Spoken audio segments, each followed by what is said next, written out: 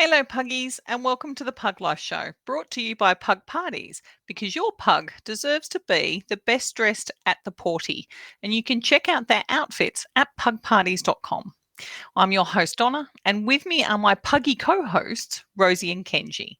In this episode, I'm talking about Puggy separation anxiety.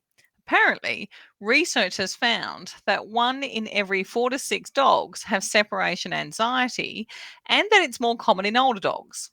What's more, it can present in different forms and at different times. I've experienced pug-to-pug separation anxiety between Winston and Charles and pug-to-Hooman separation anxiety with Lewis and now Kenji. And surprise, surprise, no two pugs are the same when it comes to displaying their anxiety.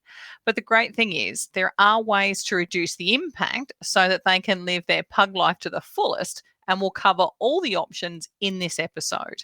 But before we dive in, I want to remind you to subscribe to our newsletter in the show notes so you get advance notice of our next episode and much, much more.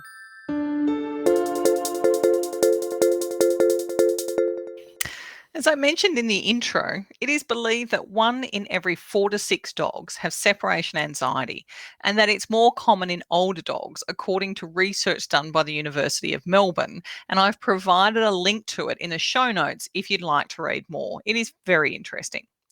Now, many pugs experience separation anxiety when their parents leave them alone, which can be very upsetting for the puggy and the parent. I experienced this with Lewis, aka Fat Dog, when he first come to live with me. He had been neglected and abused by his former family and had subsequently developed a serious attachment to me that then manifested into separation anxiety when I had to go to work. Now, conversely, Charles experienced it when his brother Winston passed away suddenly because they were a bonded pair. And now I have Kenji, who still barks and at times cries at the door when Andrew or I leave home to go to work or go out, even though he knows we always come back. And he has Rosie to keep him company for the day as well. Now, as a pug parent, you know that separation anxiety is common, but there are ways to help your puggy deal with it better. But before we get into the how, let's talk about what puggy separation anxiety is. So, separation anxiety is a condition in which a pug becomes anxious and stressed when separated from their chosen human or companion. And by companion, I mean like a bonded pug, like a litter sibling.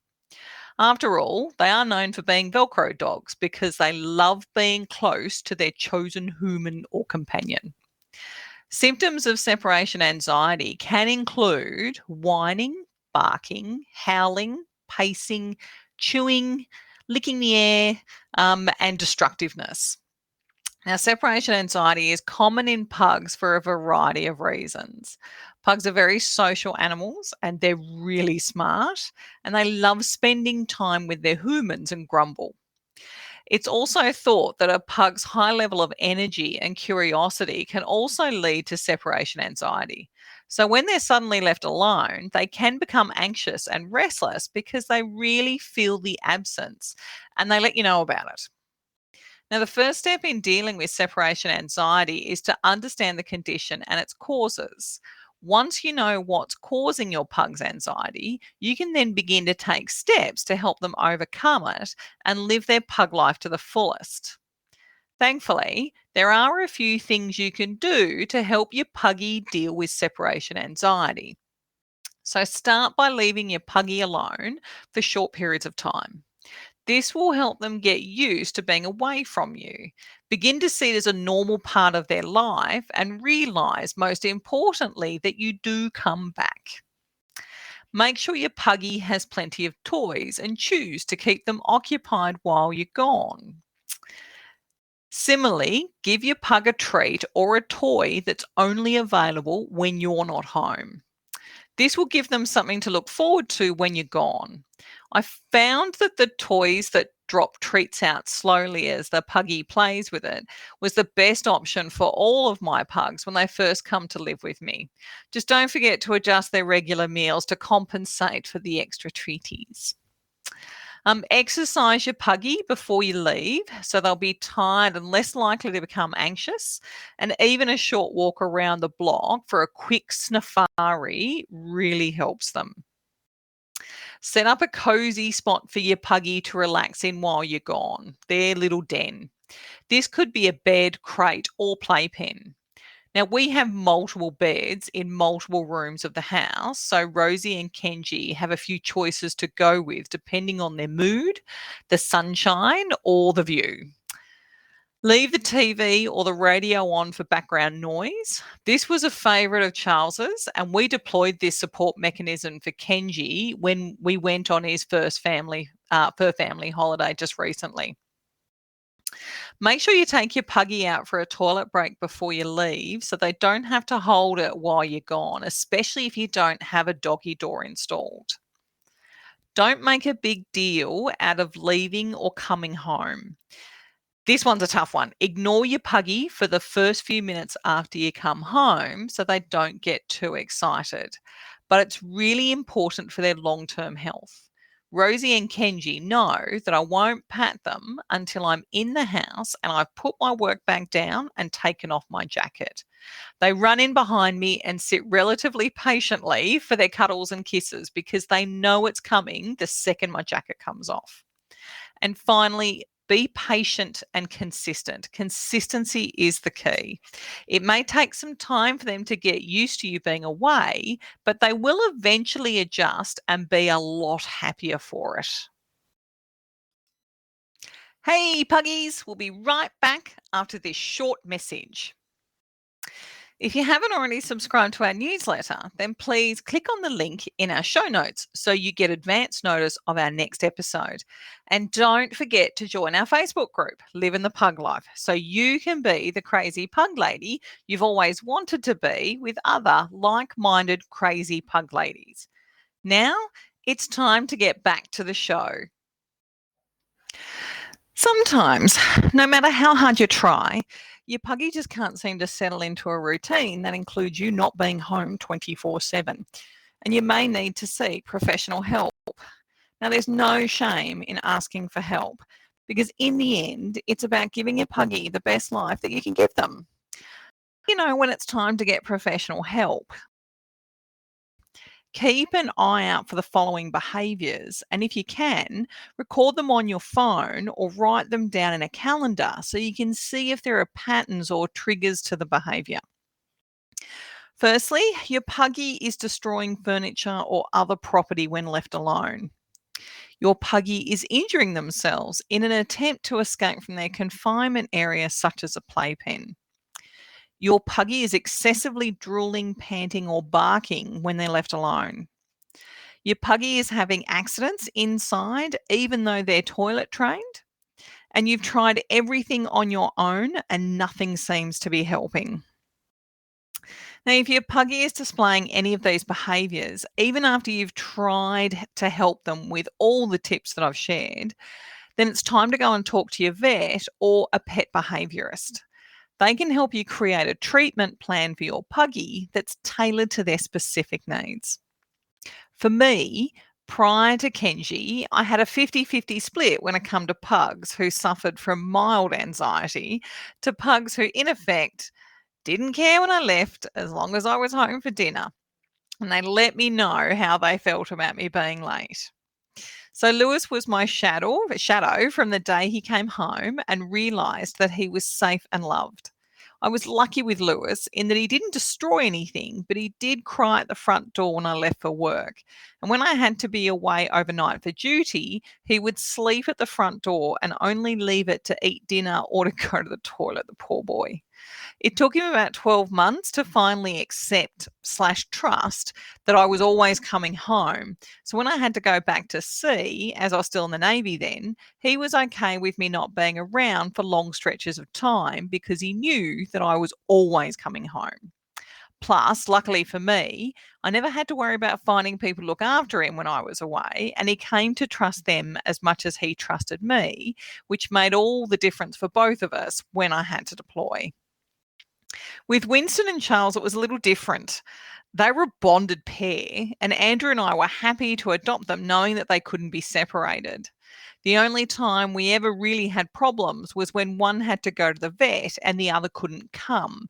And this usually applied to Charles more than Winston. So Charles would sit at the front door and cry until we returned from the vet, which in the last 12 months of Winston's life could have been hours, and sometimes it was even days as opposed to just minutes. Charles would settle down if Andrew or I were still home, but if neither of us were, it just got to the point where I would take Charles with us for Winston's appointments, just so that Charles was okay.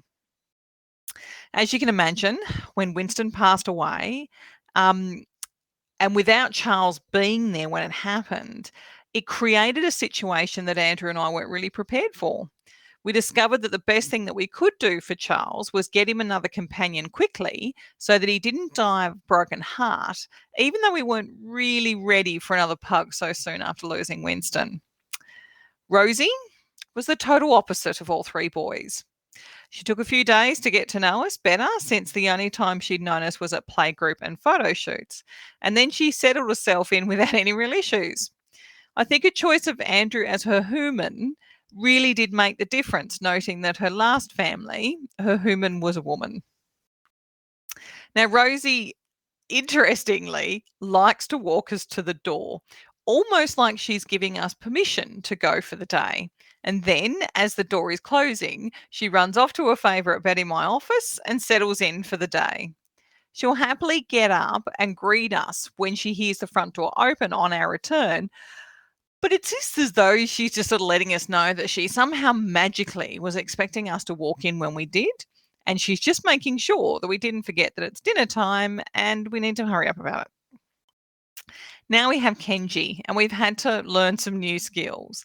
So he's on puppy Prozac for severe anxiety, not just separation anxiety.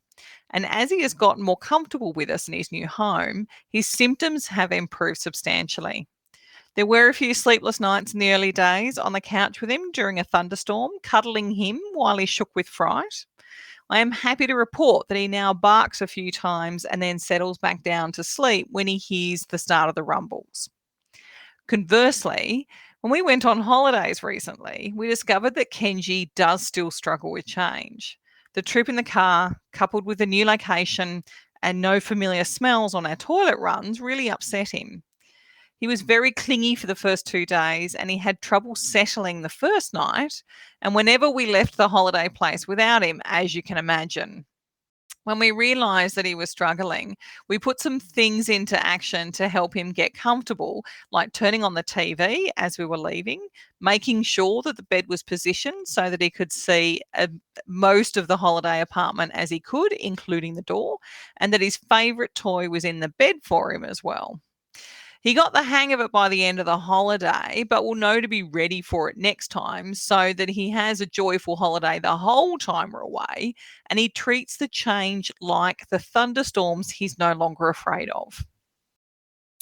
Now, don't forget, separation anxiety is a common problem in pugs, but it doesn't have to be a lifelong problem for them.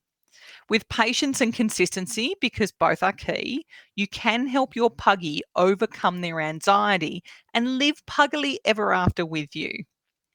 Now it's your turn to talk pug.